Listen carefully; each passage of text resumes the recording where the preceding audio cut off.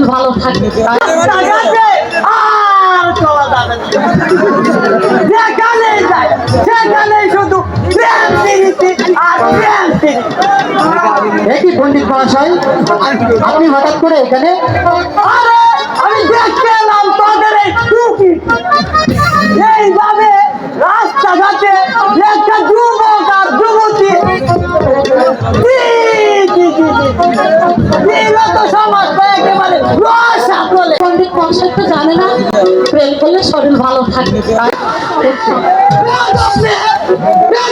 ভেঙে দেবো